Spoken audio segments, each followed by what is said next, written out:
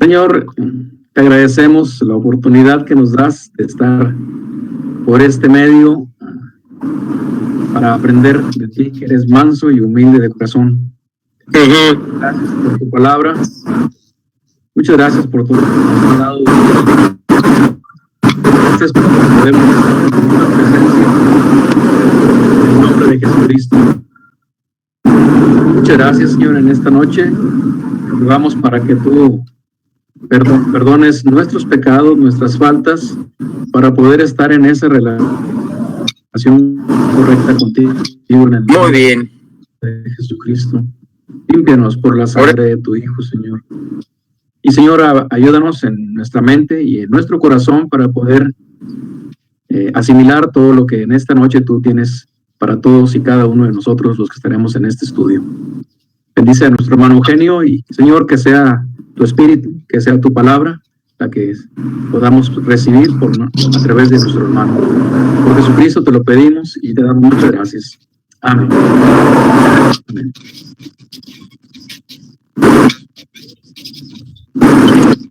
Buenas noches, hermanos.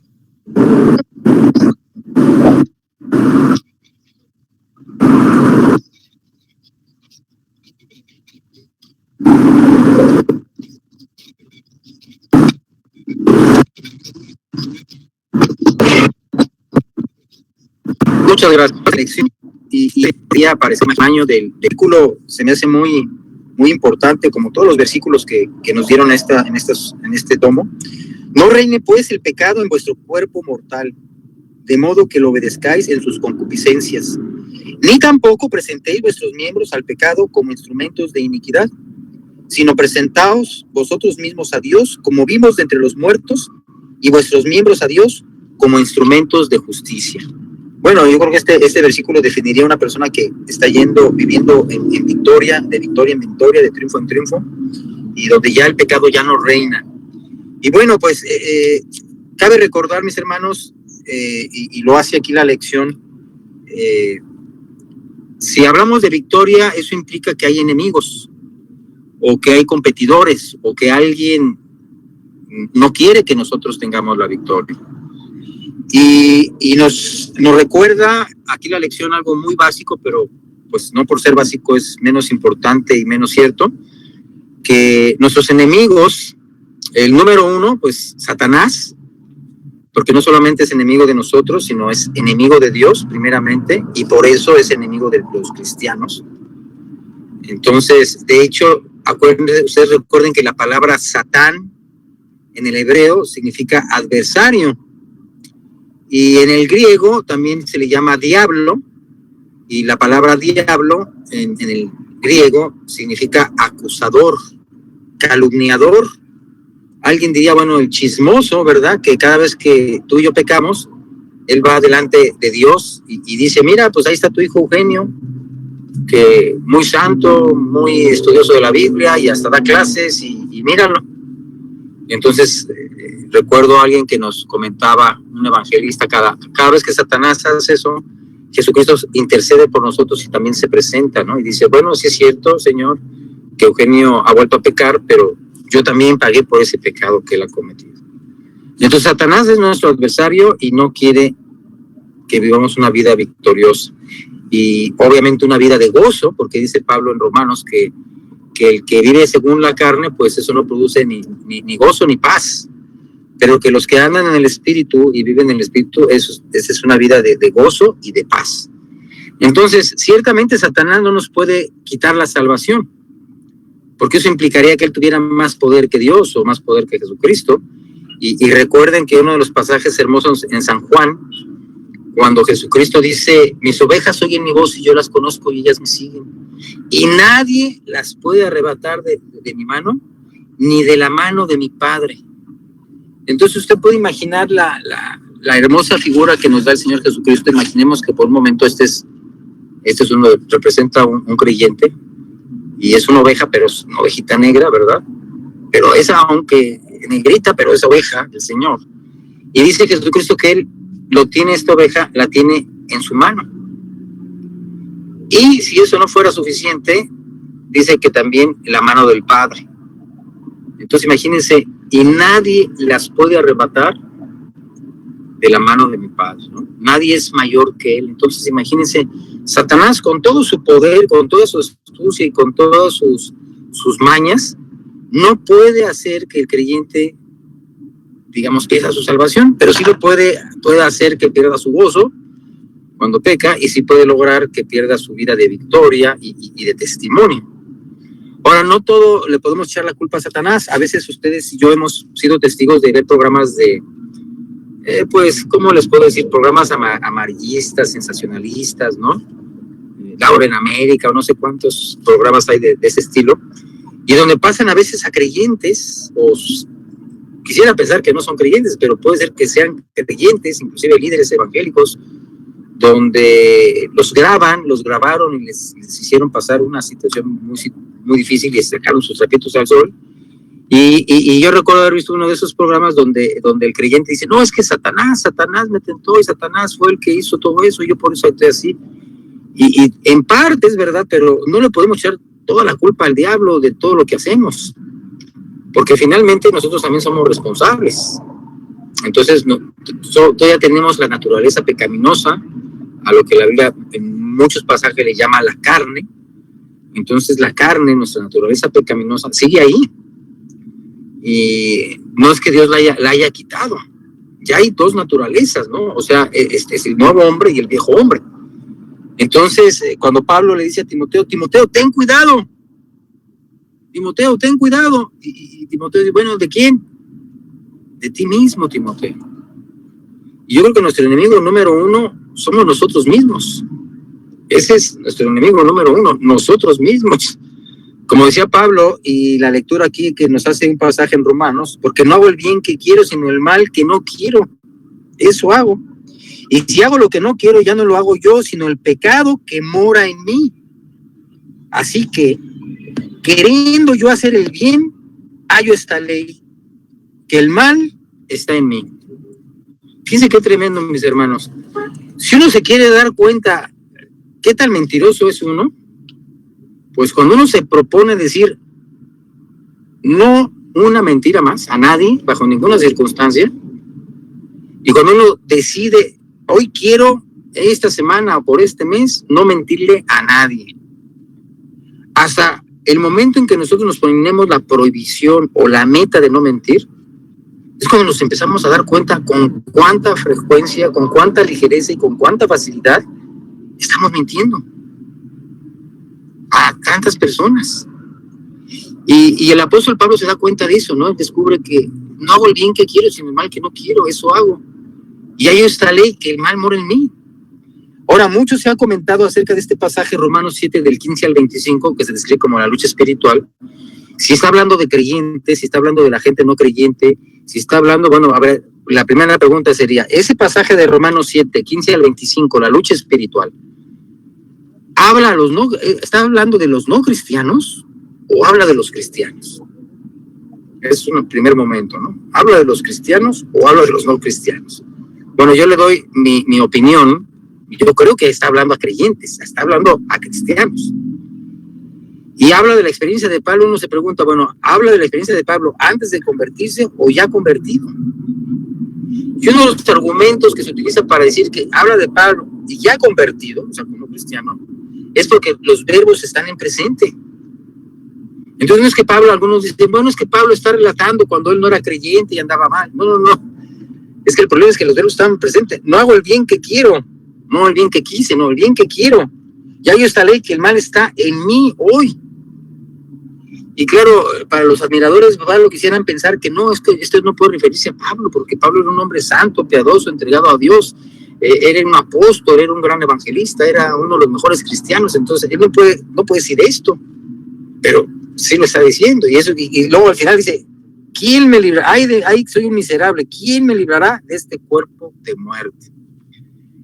Se ha comentado que en Roma, algunos de los prisioneros, cuando estaban ya, pues, creo que les daban la pena capital, les ponían el cuerpo de una persona muerta, no sé si al que habían matado, para que lo cargara, y no sé si Pablo está haciendo referencia a ese cuerpo de muerte que ponían sobre los presos o sobre los condenados a muerte, y era como cargar este cuerpo de muerte, su vida, su naturaleza. ¿Quién me librará de este cuerpo de muerte que traigo aquí? Pero dice, pero gracias, ¿verdad? ¿Quién me librará? Y no termina ahí, porque termina el versículo, pero gracias a Dios a Jesucristo, que Él, ¿verdad? Sí nos ha venido a liberar y que podamos vivir una vida de victoria contra el pecado. Porque Satanás quiere que pequemos, nuestra carne quiere que pequemos. Recuerden Efesios, ¿verdad? Que vivíamos siguiendo los deleites de la carne y los pensamientos, haciendo la voluntad. Y esto éramos, dice Pablo algunos, pero ahora ya hay victoria. Y también se define el mundo, entendiendo la palabra mundo en esos contextos como ese sistema organizado de cosas que va en contra de Dios, que hay personas ahí. Y entonces, cuando puede referirse al mundo, puede decir a otras personas no creyentes que nos invitan a pecar. Y hermano, usted no me dejará mentir, seguramente en su ambiente de trabajo hay mucho de esto. Los jóvenes nos pueden dar testimonios de la lucha tan tremenda que pueden tener, ya no digo en las universidades, comenzando desde las primarias, las secundarias, la prepa ni se diga, y la universidad, pues no sería la excepción, ¿no? O sea, los jóvenes están enfrentando unas situaciones terribles donde tienen que enfrentar compañeros y gente que, inclusive aún los maestros, que pueden andar en drogas, que pueden andar en cosas de inmoralidad, pueden andar cosas terribles. Entonces, imagínense esa lucha, esa corriente tan fuerte, ¿verdad? Dice Pablo, esa corriente, amados, conforme a la corriente de este mundo. San Juan habla del mundo, ¿verdad? No hay mesa en el mundo ni las cosas que están en el mundo. Si alguno ama el mundo, el amor del Padre no está en él. Pero obviamente ahí la palabra mundo no es en el mismo sentido o significado cuando se utiliza la palabra mundo en Juan 3:16, porque de tal manera amó Dios al mundo. Dicen, a ver cómo está, hermano, porque aquí dice que Dios ama al mundo, de tal manera amó Dios al mundo, y aquí me dicen que yo como cristiano no ame al mundo. Pero si Dios lo ama, ¿por qué yo no puedo? No, es que el mundo allá en Primera de Juan se refiere a ese sistema organizado de cosas controlado bajo Satanás, donde Satanás controla personas, medios de comunicación, riqueza, muchas cosas para ir en contra de Dios. Entonces está controlando políticos, está controlando personas, agentes que van en contra de las leyes de Dios. Entonces, mis hermanos, tenemos esos tres enemigos por los cuales tenemos que tener victoria. Nosotros mismos, número uno, otras personas, creyentes o no creyentes, y Satanás, el mismísimo Satanás. Entonces, mire, si Satanás no se la pensó 2 veces para tentar a nuestro Señor Jesucristo, imagínense, hermano, él no duda en tentar al Señor Jesucristo, y no una vez, 2, 3 veces. Imagínense en qué cabeza cabe, solamente en la de él, se le ocurre tentar a Jesucristo. O sea, todavía cree que puede lograr hacer, no, por favor, pero bueno, la tentación era real. Y si Satanás no se la pensó para tentar al Señor Jesucristo, imagínense si él se lo va a pensar 2 veces para tentarnos a nosotros. Pues no. Entonces usted tiene que estar muy consciente, mis hermanos, que Satanás, como dice Pedro, anda como un león rugiente buscando a quien devorar. Ahí anda Satanás, ahí anda. Y déjenme decir una cosa muy importante, mis hermanos, no es que Satanás sea omnisciente y que nos conozca y sepa todo acerca de nosotros y que pueda leer nuestra mente y nuestros pensamientos. No. Dudo mucho, como algunas personas he escuchado que dicen que Satanás puede leer nuestra mente. Yo no creo que Satanás pueda leer nuestra mente, ni que sea omnisciente. Y si él nos conoce nuestras debilidades, no es porque él sea omnisciente o lea nuestra mente. Es porque por la experiencia él nos ha ido probando, nos ha ido poniendo diferentes tentaciones, y donde él ve donde más hemos caído, pues dice, pues esa es la debilidad de Eugenio, es donde más cae. De hecho, el autor de Hebreos, cuando habla, despojémonos de todo peso y del pecado que nos asedia, y corramos con paciencia la carrera que tenemos por delante, puestos los ojos en Jesús. Entonces la vida cristiana es como una carrera, y dice, hay que correrla con paciencia. Entonces, dice el autor de Hebreos, despojémonos de todo peso y del pecado que nos asedia, y después corramos con paciencia la carrera que tenemos por delante. Entonces es cierto, mis hermanos, en la vida cristiana, si la comparamos como una carrera y queremos tener la victoria, y Pablo nos dice, hermanos, corran de tal manera que ganen el premio. Todos a la verdad corren, pero uno solo se lleva el premio. Corred de tal manera que lo obtengamos. Entonces la vida cristiana es una carrera. Si la comparamos con una carrera como lo hizo el autor de Hebreos o Pablo, entonces es una carrera, pero hay que irnos, ahora sí, mi hermano Víctor, es una carrera de fondo, ¿no? O sea, no es una carrera de 100 metros, es una carrera de 400 ni de 800, es una carrera de maratón de 42 kilómetros y más, ¿no? Es toda la vida. Entonces hay que irse con calma, pero dice el autor de Hebreos, despojémonos de todo peso y del pecado que nos asedia. Es interesante porque en este versículo, mis hermanos, podemos concluir que no todas las cosas que tenemos que dejar es porque sean pecado. Hay cosas que tenemos que dejar en la vida cristiana, no necesariamente porque son cosas malas o son pecaminosas, no, sino porque pueden convertirse en un peso innecesario para poder avanzar. Entonces, hay cosas que son buenas en sí mismas, pero pueden llegarse a convertir en un peso, algo tan bueno como el trabajo, algo tan bueno como el deporte. Entonces, el deporte puede llegarse a ser una obsesión, o el trabajo que ya empieza a minar y afectar nuestra vida cristiana, nuestra relación con Dios, nuestro tiempo con Él. Entonces se vuelve un peso para nuestra carrera. Entonces dice el autor de Hebreos, despojémonos de todo peso, y después dice el pecado que nos asedia. Algunos comentan que cuando dice ahí el pecado que nos asedia, quiere decir que hay ciertos pecados en particular en la vida de cada creyente con el que más luchamos, mis hermanos. Y usted tiene que estar consciente de esto. No todos tenemos la misma debilidad. Hay personas que frente a una copa de vino o cerveza es una tentación terrible. Para otros eso no significa mayor tentación. Para otros el cigarro puede ser una lucha terrible. Yo conocí hermanos y hermanas con unas luchas tremendas de años para poder dejar el cigarro.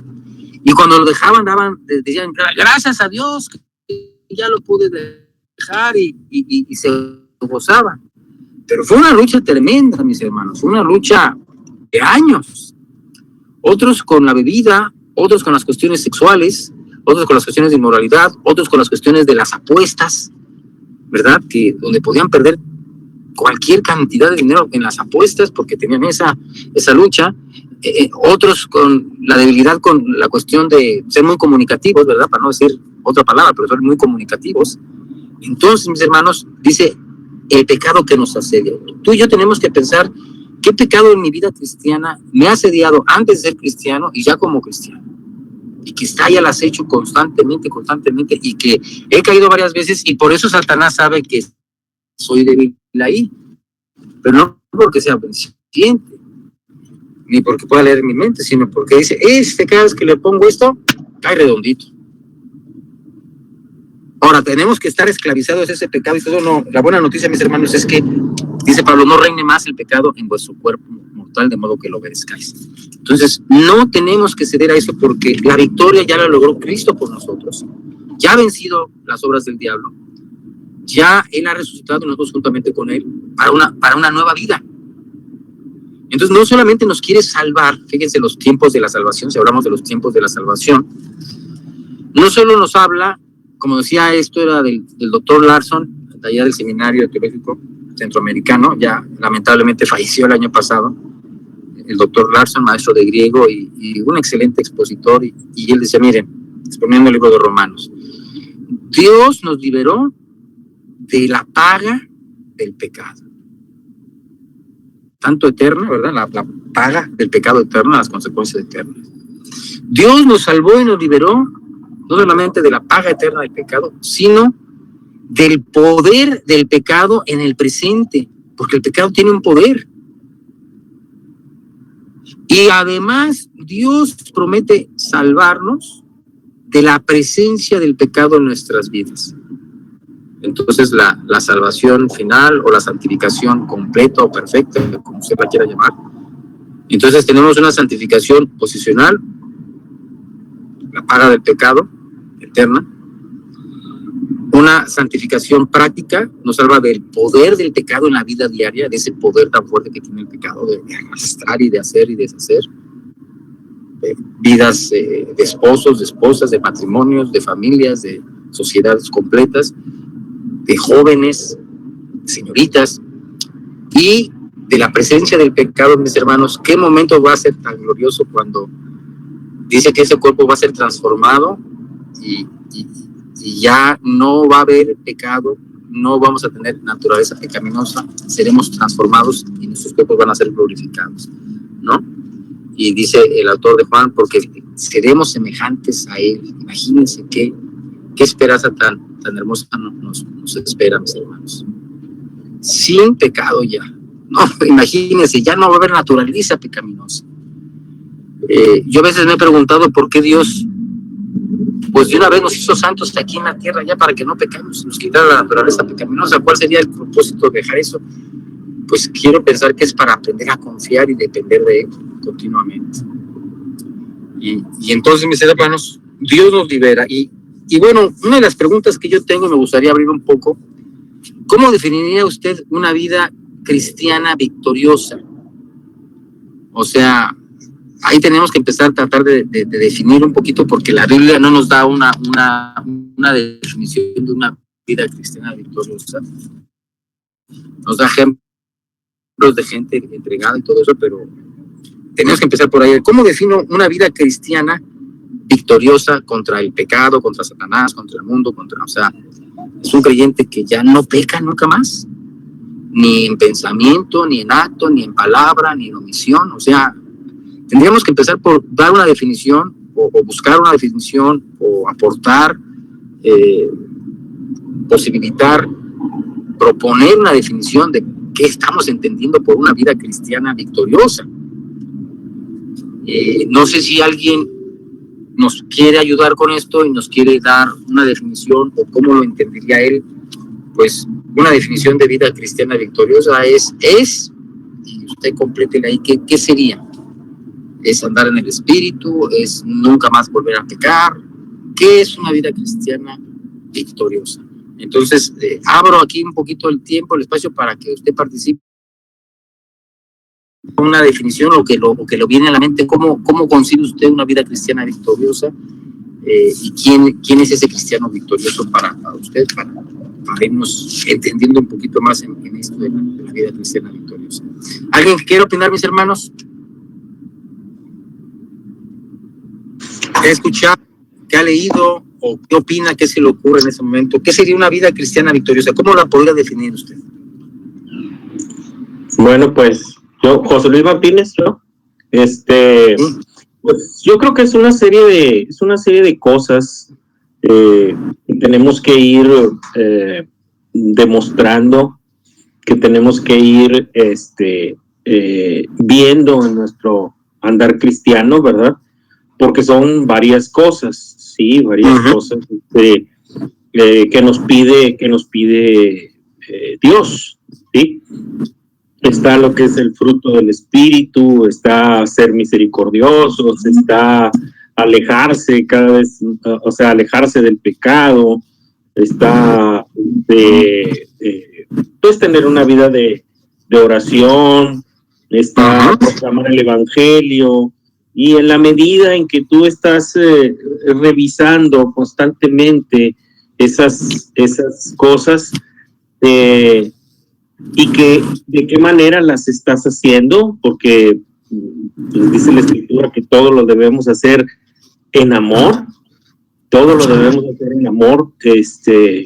porque ese es el vínculo perfecto que nos une a Dios, ya una vez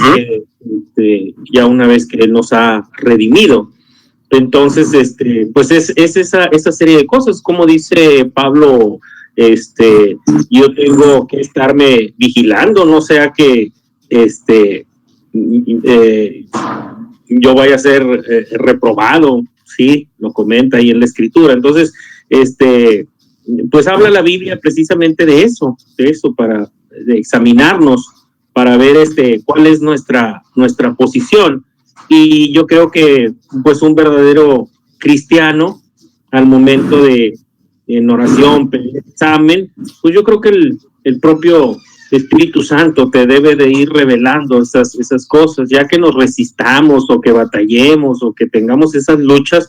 Bueno, pues es como dices ahorita, ¿verdad? Lo que cada uno batalla, pero vivir en victoria pues es precisamente revisar todas estas cualidades y virtudes que hemos recibido de parte de Dios para tratar de vivir cada vez más y más y más en ellas. Eso es lo que yo creo. Te pregunto a ti mismo, Luis, ¿un cristiano victorioso no tiene tentaciones?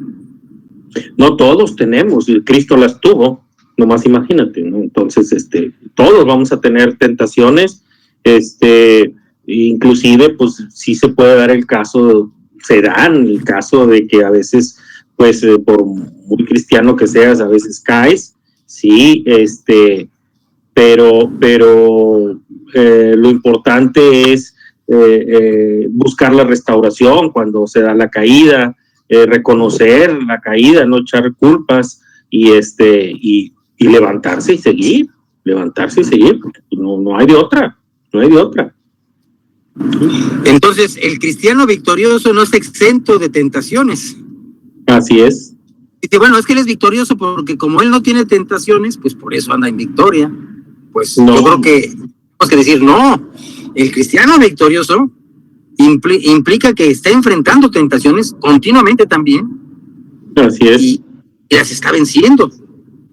Entonces tendremos que decir que una vida de victoria no nos excluye de las tentaciones, no nos exenta de tentaciones, no hay una inmunidad a decir, bueno, ese cristiano es victorioso porque ese no enfrenta tentaciones, por eso es victorioso. No. Entonces, mis hermanos, ahora, ¿la tentación es pecado? ¿Ser tentado es pecado? ¿O es malo? La tentación en sí no. No. La tentación en sí no es pecado. O sea, el caer en esa tentación, el sucumbir ante esa tentación, es como si alguien me dice, vente, vamos a robar. Pues ya me está tentando. Pero si yo le digo no, pues ahí quedó. O sea, vaya, ¿cuál fue el pecado? Si no robé, si no hice caso. Hay tentación, esa tentación. Sí, te escucho, José Luis. Sí, también hay de tentaciones a tentaciones, ¿verdad? Pero lo importante pues es el discernimiento que nos da el Espíritu de cuando tiene uno el pecado enfrente. Dice la Escritura que en la tentación Dios nos abre la puerta, ¿verdad? Dios nos da puertas para no caer, y pues ya depende también de la madurez del cristiano, si usa esa puerta que Dios le da. Pastor Miguel Núñez, a veces Dios nos da la salida, pero a veces uno no puede usar esa salida. Entonces, ahí está el versículo, ¿verdad? Que 1 Corintios 10:13, no os ha sobrevenido ninguna tentación que no es humana, pero fiel es Dios que no os dejará ser tentados más de lo que podéis resistir, sino que juntamente con la tentación nos dará la salida. Y recuerden ahí que la palabra salida es muy hermosa porque es la misma palabra que se utiliza para la palabra éxodo. De hecho es la palabra éxodo, salida. Éxodo significa salida. Entonces nos va a dar una salida, así como el pueblo de Israel que estaba ahí, pues les voy a dar una salida y voy a abrir el mar y o sea, que parezca que no hay, habrá una salida. Entonces Dios nos promete, el Dios fiel, en cada tentación, Eugenio, siempre habrá una salida. Entonces no tienes por qué decir, es que no tenía otra opción. Es como si dijera Adán y Eva, pues es que no teníamos otro árbol para comer. No, por favor, no, eso sí ya, ¿verdad? Entonces, el cristiano victorioso no lo es, no porque no tenga tentaciones. Va a tener tentaciones, va a estar expuesto todos con él.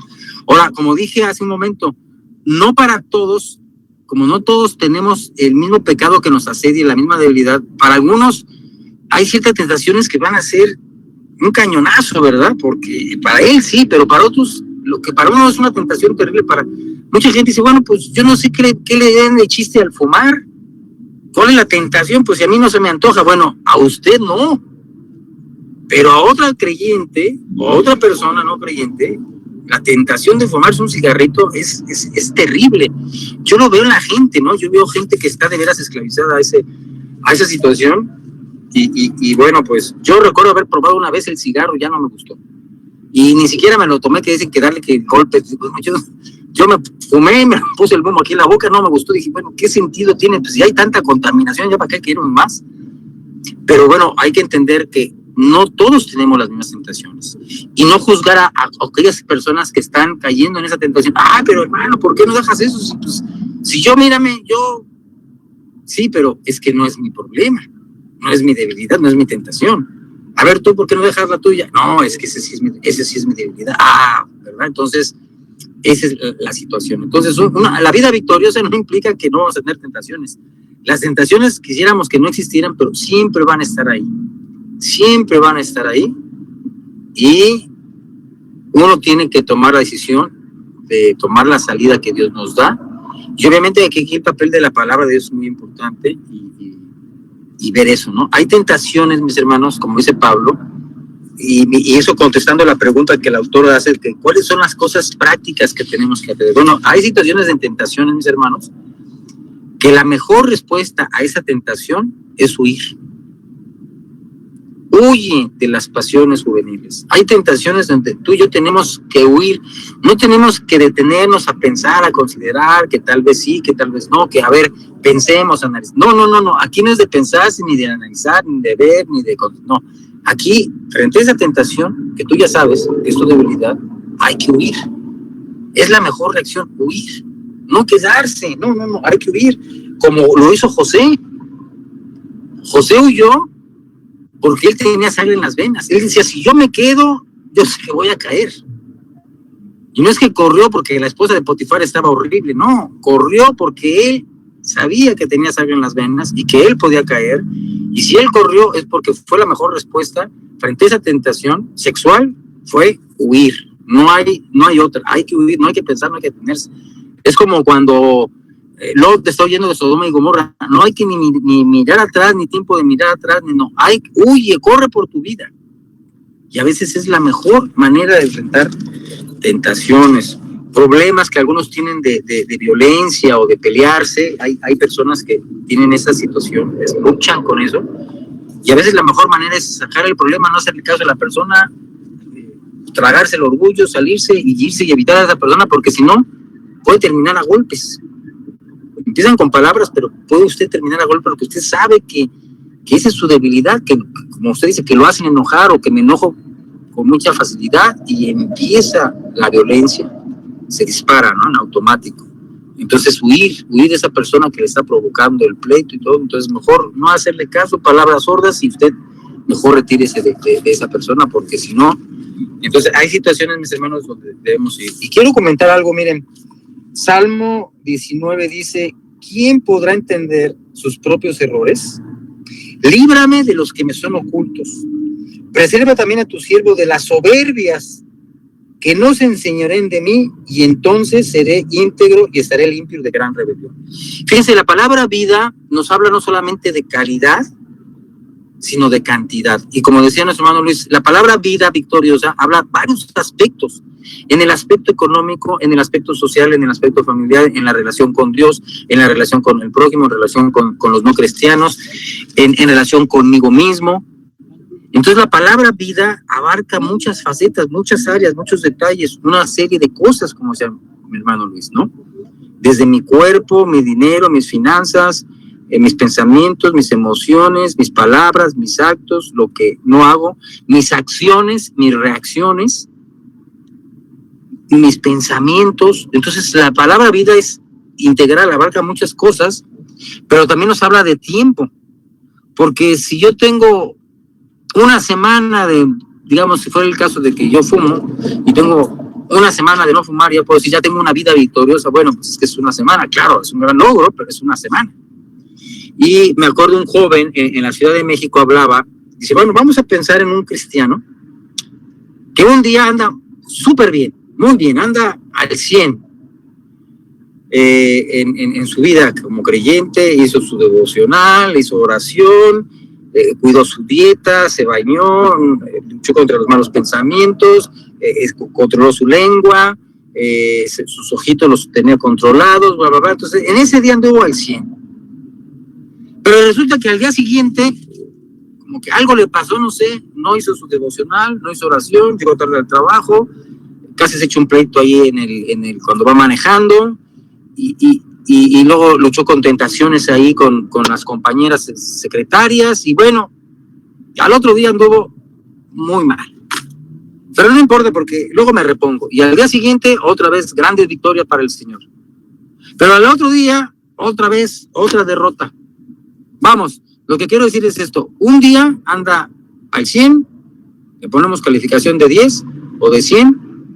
Para el día siguiente, le ponemos reprobado. No le ponemos ni un 5, le ponemos un -4, un -3. Anduvo súper mal. Muy mal, de plano, muy mal. Entonces dice, bueno, no importa, porque mira, un día muy bien, un día muy mal, un día muy bien, un día muy mal. Bueno, al final, pues yo ando en victoria. No es así, mis hermanos. Le voy a decir por qué. Porque si hacemos un promedio, le damos un día, vamos a hacerlo matemáticamente, le damos un 100, pero al día siguiente tiene un 0, entonces ustedes hagan el promedio, es 50. Pues está reprobado. Entonces, no importa que un día haya logrado una gran victoria y se anduvo en victoria, si al día siguiente anda en derrota, y va 1 y 1, 1 y 1 y 1 y 1, entonces eso no es una vida victoriosa. Él tal vez se pueda pensar, no, pues sí es medio victoriosa, no totalmente, pero medio victoriosa, porque es un día sí y un día no, un día sí y un día no. Un día en victoria, otro día en derrota, un día en victoria, otro día en derrota. Un día me arrepiento y otro día, un día cometo ese pecado, otro día ya no, un día otro sí y otro día no. Entonces, en realidad dice, pues se autoengaña y dice, pues sí, ando medio victorioso. ¿Qué tal, hermano? Pues ando en medio victoria, porque un día sí y un día no. No, en realidad anda en 50, porque es 100 y 0, usted le suma entre dos 50, anda en derrota. El estándar es que anda en derrota, anda en calificación de 5, aunque haya tenido una victoria el día anterior, o la vaya a tener el día después. Dice, bueno, hoy anda en derrota, pero muy mal, pero ya mañana me repongo. Y quiero comentarle otra cosa, mis hermanos. Después de grandes victorias, pueden venir grandes derrotas. O sea, no nos durmamos en nuestros laureles. Y déjeme darle solamente un ejemplo, aunque hay más. Piense en esa gran victoria de Elías. Elías se enfrenta a 400 y pico de profetas y hace todo un tremendo enfrentamiento que no sé quién se atrevería a hacer, ¿no? Yo lo único que lo podría comparar así más o menos sería como confrontarse a todos los narcotraficantes y decirles en su cara quiénes son y retarlos. O sea, imagínense lo que estaba haciendo el profeta Elías, ¿no? Desafiar a 400 y tantos falsos profetas que le podían quitar la vida fácilmente, y entonces hace un desafío tremendo y una tremenda victoria para Dios, ¿no? Y decidir a quién servir ahora, y Jehová, tú eres Dios y tú te manifiestas, y grande victoria. Y después de esa grande victoria, fíjense lo que sucede. Una mujer, Jezabel, lo hace huir. Yo no sé si alguno dirá, bueno, hermano, pero usted acaba de decir que hay que huir, sí, pero yo no sé si en este caso la huida de Elías fue lo mejor. Pero después de esa grande victoria, viene una grande derrota. Una gran caída, porque sale huyendo, tiene miedo de Jezabel, luego llega una depresión, ya se quiere morir, y le dice a Dios, bueno, quítame la vida, Señor. Y Dios entiende esa situación, ¿no? Otro ejemplo, Noé. Oiga, usted puede pensar en un hombre como Noé, un hombre que hace un arca, o sea, vea la fe y el tamaño de su fe, bueno, impresionante, ¿no? Después del diluvio, cuando él sale, se emborracha. Y basta. Y bueno, ahí podríamos ir mencionando ejemplos de grandes victorias y luego unas caídas. Entonces, hermano, necesitamos tener mucho cuidado de eso. Porque el hecho de que usted y yo andemos en victoria 2, 3, 4, 5, 6, 7, 8, 10 días, no garantiza que el día de mañana seguiré en eso. Entonces, no hay que descuidarnos. Puede uno descuidarse, puede uno deslizarse tan fácilmente y de andar así como serpientes y escaleras, de andar en el 90, 92, 93 y ya a punto de llegar allá, y viene el lugar de una escalera, viene una bajada tremenda y se regresa uno hasta el final. Claro, no estoy hablando de perder nuestra salvación, pero sí de caídas espirituales y todo. Ahora, yo sé que algunos creyentes no aceptan esto, pero yo recuerdo haber hablado, se ha dado una clase a los varones, me acuerdo, allá en una iglesia en Estados Unidos, y por razones obvias, pues omito el nombre, todo eso, pero estaba ahí compartiendo y explicando a los hermanos que aún como creyentes hay luchas, tentaciones, y que podemos caer y que tenemos que tener cuidado y que nadie nos garantiza la victoria permanente, sino que precisamente por lo mismo tenemos que estar cuidado.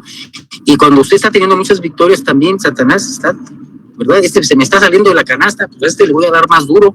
Las tentaciones van a ser más refinadas, más sutiles, más escondidas, más encubiertas, más disfrazadas, más difíciles de detectar. Porque ya no son las tentaciones obvias de que pues, me emborracho o esos pecados escandalosos, ¿no? Ya son tentaciones muy finas, donde la soberbia, el orgullo, la vanidad, son luchar con pensamientos muy de creerme yo el mejor de todos. Entonces muchos engaños muy finos, ¿no? Que Satanás nos pone esas cosas para hacernos caer después y nosotros no la creemos y hay que tener cuidado. Entonces yo estaba comentando esa situación y el hermano dice, no hermano, eso está mal, eso no es posible.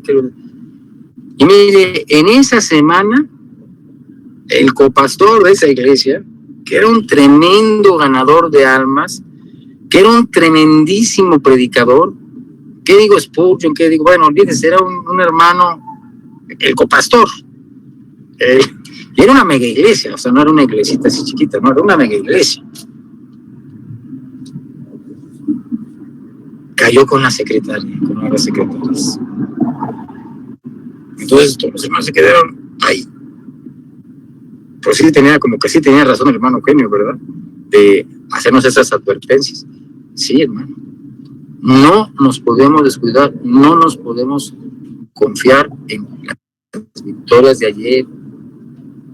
Gracias a Dios que usted las tiene, gracias a Dios que Dios nos las da, pero eso no me garantiza que el día de mañana voy a seguir de victoria en victoria. Uno tiene que tener cuidado.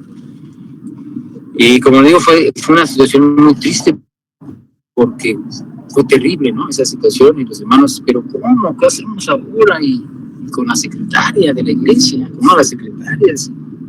¿Qué le decimos a su esposa? ¿Qué le decimos a él? ¿Qué hacemos con él? Bueno, se suscitó una serie de problemas muy, muy difíciles, muy tristes. El copastor duró poco más de un año ahí, yo no sé en qué terminó y dónde estará ahora, qué habrá pasado con su familia, con su matrimonio, qué pasó con la secretaria también, o sea, muy difícil, mis hermanos.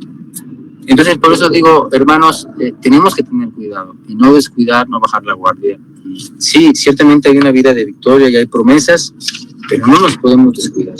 Y es lo mismo que con la pandemia, ¿verdad? No podemos cantar ya victoria y decir, no, pues ya tenemos victoria, ya me quito el cubrebocas. No. Siga usando el cubrebocas, siga lavándose las manos, siga guardando la distancia, siga quedándose en su casa, o sea, no podemos cantar victoria, sino estar conscientes de que después de grandes victorias, Satanás nos puede tocar el orgullo para grandes caídas. Y ahí tenemos que tener cuidado. No decir, no, ya la hice, no.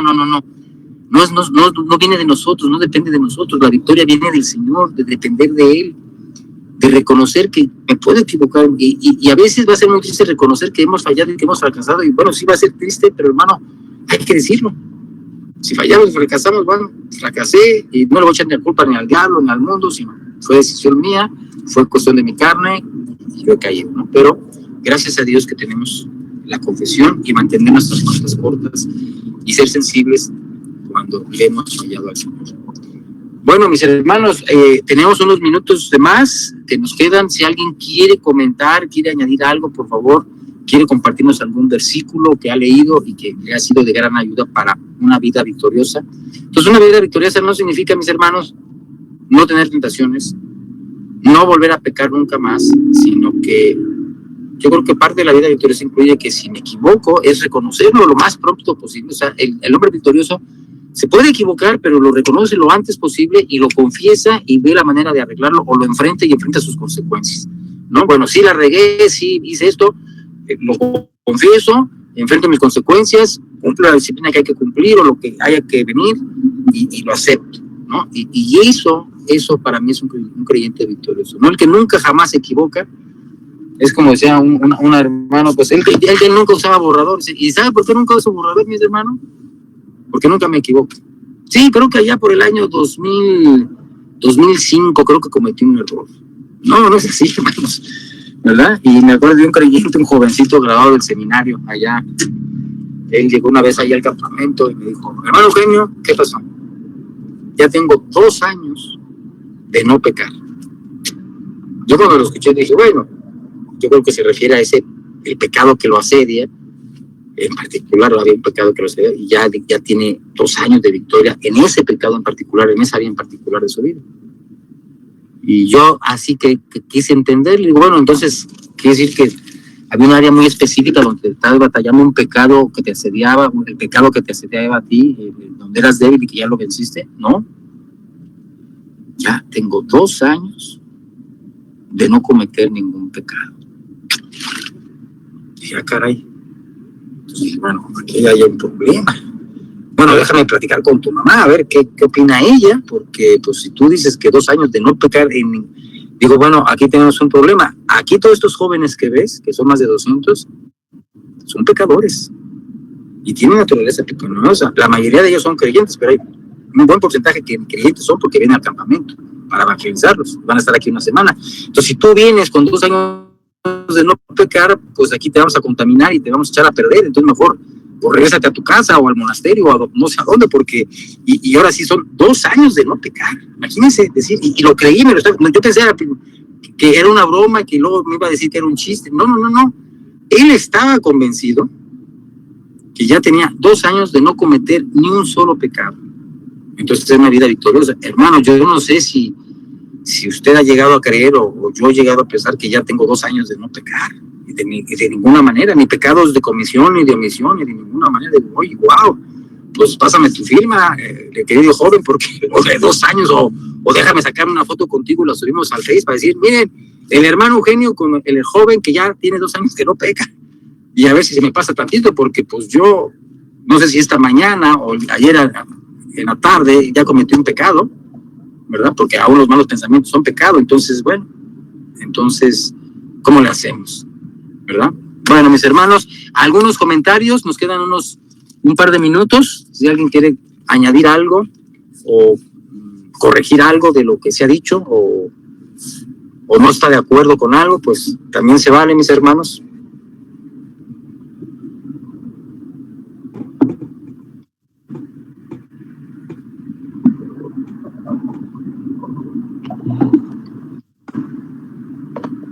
¿Qué opina de su vida cristiana? ¿Para quién es más fácil la vida cristiana? ¿Para los hombres o para las mujeres? Como decía el doctor Núñez, ¿la vida cristiana es fácil o difícil? Ah, caray, nos puso esa pregunta, ¿no? El doctor Núñez, ¿fácil o difícil? Y no, que es fácil, no, que es difícil, no, que es... ¿Para quién es más fácil? Para los hombres. Luego nos dijo, me recuerdo todavía como se miren, jóvenes, la vida cristiana no es fácil ni difícil. Es imposible vivirla sin la ayuda del Espíritu Santo. Porque es una vida sobrenatural, pero que se vive naturalmente. Qué maravilla.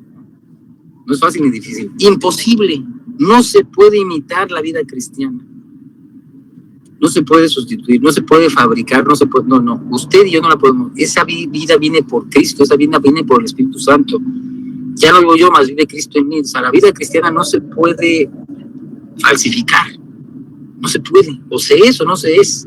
Si es vida, viene de Cristo, viene el Espíritu Santo.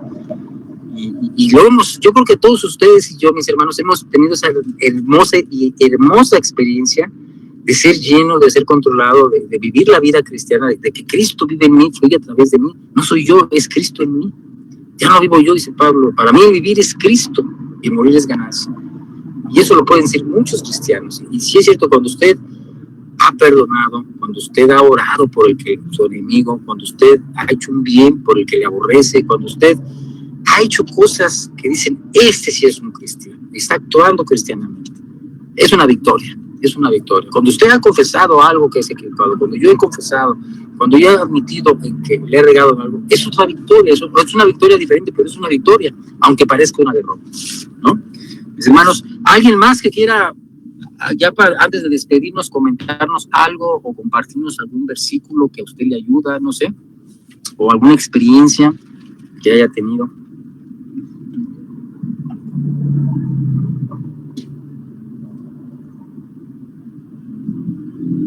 Sí estamos ahí, mis hermanos, no sé si quieren abrir todas las cámaras para ver quién nos siguen. Aquí yo veo que hay 7 personas que nos están siguiendo, entonces si alguno de esos 7 nos quiere compartir, muchas gracias, pues alguien que nos quiera compartir algo, ya antes de irnos a cenar nuestros, no sé, nuestros burritos, tamales, no sé qué vaya a cenar, cereal, o nada más una lechuga, no sé qué cenen ustedes, mis hermanos, pero coméntenos algo acerca de esta vida cristiana victoriosa. ¿Qué comentarios más nos pueden hacer?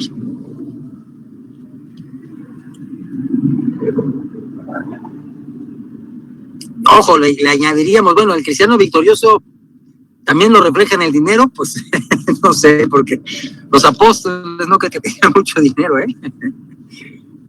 Aunque algunos dirían, no, pues hay apóstoles, hay digamos predicadores del evangelio de la prosperidad que dirían, no, el cristiano victorioso se nota en los cheques que da. O en los cheques que recibe, más que nada, los cheques que recibe. Es como, me acuerdo en la televisión en Estados Unidos, salió un hermano que decía, ore por usted, mándeme $50 y yo voy a orar por usted para que Dios le vaya bien. Que no, vamos a hacer yo le voy a llamar, llámeme aquí al canal. Yo decía, mire, yo le voy a llamar, le propongo otra cosa. Mejor usted mándeme los $50 y yo oro por usted para que Dios lo prospere. Sí, porque pues de que yo se los manda, que me los manda a mí, no, mejor usted mándalos a mí y yo oro por usted para que Dios lo prospere. Dice, no, hermano, pero es que yo soy el que voy a orar. Digo, hermano, pues es lo mismo, ¿verdad? Pero bueno. Y lo triste es que mucha gente sí se los mandaba, $50 por orar para que le vaya bien y Dios lo prospere. Ay, mis hermanos, qué terrible, ¿no? Pero bueno, ¿qué opinan, mis hermanos? Ya para despedirnos, son las 8:59 en mi reloj atómico. ¿Dan chance? ¿Puedo? Sí, por favor, mis hermanos, algo que quiera comentar, por favor, les escuchamos. Bueno, dice... Sí, te escuchamos. Sí, ok. Dice 1 Corintios 10:12. Así que el que piensa estar firme, mire que no caiga. Y sí, es necesario estar alertas y firmes, aguantando de cierta manera, aunque sea de madrugada, ¿verdad? Y poder velar y orar para no entrar en tentación. O sea, no descuidarnos en estas áreas, ¿verdad? Tenemos que estar al pendiente. Porque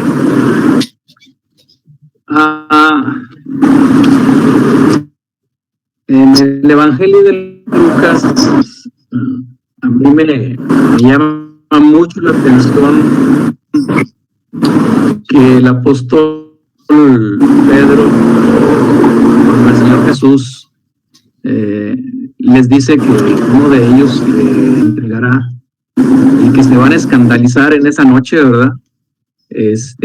Era la última cena y sí estaba muy complicada porque ya Judas Iscariote venía con toda una comitiva del Sanedrín, de los soldados del Sanedrín para arrestarlo y finalmente crucificarlo, ¿verdad?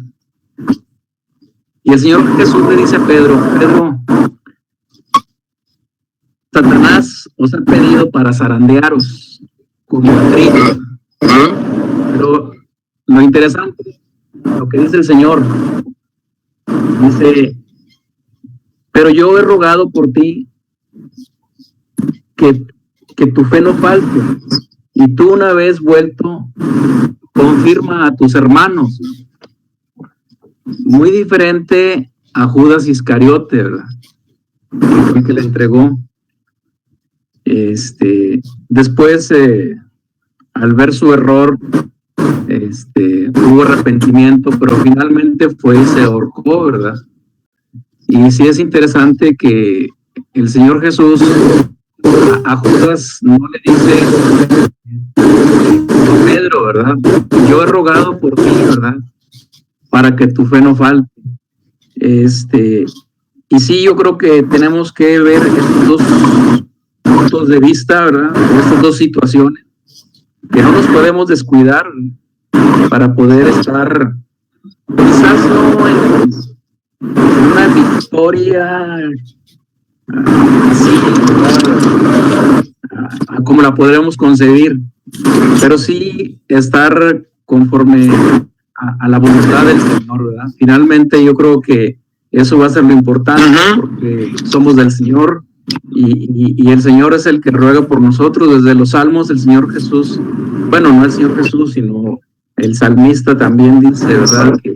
Que Él nos guardará, ¿verdad? Neta paz, ¿verdad? Y viendo ahora que empecé yo la lectura de la Biblia, ¿verdad? Pues vi lo que comentabas de Noé, ¿verdad? De su embriaguez, y también de Lot, ¿verdad? La embriaguez de Lot, y cómo de ahí de las hijas de Lot nacen dos pueblos, y dices tú, qué vida la de Lot, ¿verdad? Pues sí, pero una de sus hijas nace, me fue de bendición hoy en la mañana leer eso, de que de una de las hijas de Lot viene el pueblo de Moab, de los moabitas, y de la línea de los moabitas por Ruth la moabita, viene el Señor Jesús, ¿verdad? Entonces, pues qué bendición, ¿verdad? Que aunque en un momento dado podríamos decir, oye, es que fracaso la vida de Lot, ¿verdad? El de las hijas de Lot, ¿verdad? Pues sí, pero en los planes de Dios, o sea, hay bendición, porque estamos en Él, estamos en el verdadero, ¿verdad? En el Señor Jesús. Entonces, eso es lo que yo quería comentar, ¿verdad? Pero sí, hay que verlo desde esos dos puntos de vista, ¿verdad? No descuidarnos, ¿verdad? Bajo ninguna circunstancia que nos dé sueño, sino velar y orar para no entrar en tentación. Y conscientes de que el Señor Jesús está pidiendo por nosotros para que nuestra fe no falte. Que Dios los bendiga.